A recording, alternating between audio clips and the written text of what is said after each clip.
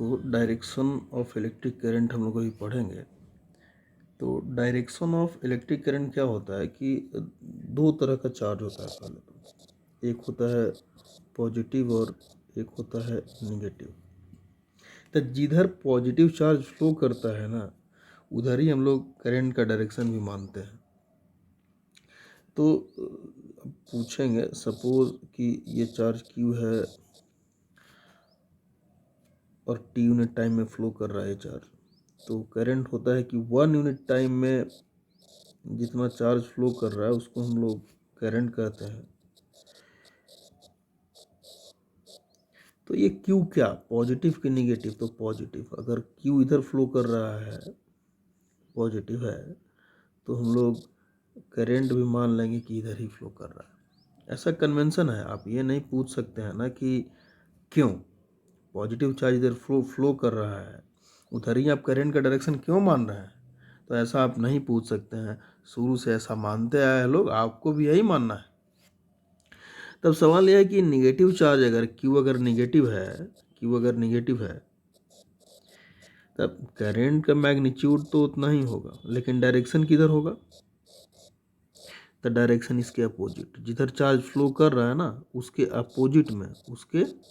Opposite में current का direction होगा।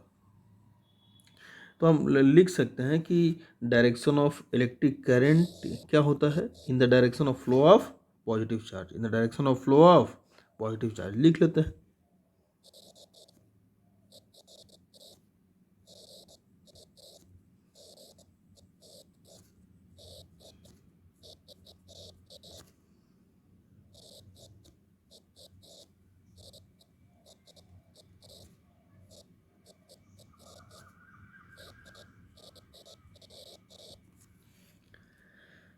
अब यहाँ पर एक सवाल और उठता है कि हम पढ़ाए थे कि इलेक्ट्रिक करंट जो होता है वो स्केलर होता है, ये वेक्टर नहीं होता है, स्केलर होता है। स्केलर फिजिकल क्वांटिटी होता है, लेकिन इसमें तो आप बोल रहे हैं कि डायरेक्शन होता है। हाँ, इसमें डायरेक्शन होता है, लेकिन ये स्केलर इसलिए है क्योंकि देखिए, मान लीजिए हम लोग डिस्टेंस में क्या पढ़े थे कि ए से बी तक अगर कोई पार्टिकल जाता है और एक्चुअल पाथ तो यही तय कर रहा है, तो एक्चुअल पाथ ये तय कर रहा है तो इसका डायरेक्शन तो हर जगह चेंज कर रहा है, पर इसमें भी एक डायरेक्शन है ना। पर डायरेक्शन जिधर जिधर रास्ता है ना उधर डायरेक्शन है, जिधर रास्ता है उधर डायरेक्शन। कोई यूनिक डायरेक्शन नहीं है। जैसे डिस्प्लेसमेंट ये वाला हुआ और इसका एक यूनिक डायरेक्शन है, लेकिन डिस्टेंस का तो हर जगह चेंज कर रहा है, और changing according to the path, changing according to the रास्ता। उसी तरह से अगर ए से बी तक है और वायर ऐसे घूम करके ऐसे गया है, तो वायर में और पॉजिटिव चार्ज फ्लो कर रहा है, तो हम लोग करंट का भी डायरेक्शन इधर ही मानेंगे जिधर पॉजिटिव चार्ज फ्लो कर रहा है। तो पॉजिटिव चार्ज तो वायर के थ्रू ही फ्लो करेगा, जिधर जिधर वायर है उधर पॉजिटिव चार्ज फ्लो करेगा, और उधर ही हम लोग इलेक्ट्रिक करंट का भी डायरेक्शन मानेंगे। ऐसा तो नहीं कि इलेक्ट्रिक करंट का डायरेक्शन ये होगा।